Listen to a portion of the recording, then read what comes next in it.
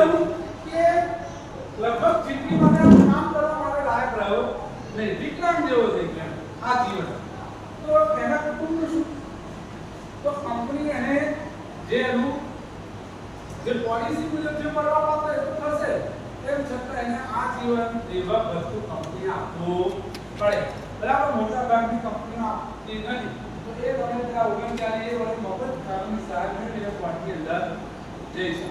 તો આ જે નિર્વાહ ભથ્થું એટલા માટે છે કોઈ પણ કન્ડિશનની અંદર હા હું દોષી પુરવાર થયો બરાબર ત્યારે મને પછી સરકાર ડિસમિસ કરશે અને કહેશે કે તમે આટલા ચિંતા હવે તમે જાઓ. કેમ?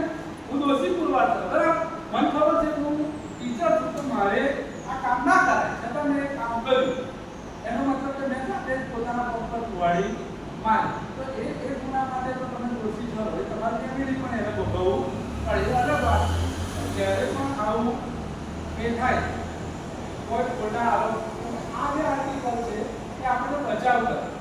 નહીં તો કોઈ જો આપણે દુશ્મનને પેલા દારૂને કે 500 રૂપિયા પીઝા પેલા ઝપટમાં જાય બરાબર, કોઈને કહીએ કોઈ કેટલાક મહિલા પણ એવા હોય છે એને તમે 5000 ની જગ્યા પર ખોટો આરોપ મૂકો તો પણ મૂકી શકે. બરાબર, સમાજમાં બંને વ્યક્તિ છે, આપણે કોઈ અપમાન કરવા માટે નહીં કહે પણ સમાજની અંદર આવી બંને વ્યક્તિઓ તમને જોવા મળશે. એક મંત્રા હોય એક શકુની હોય, આવા સમાજની અંદર હોય.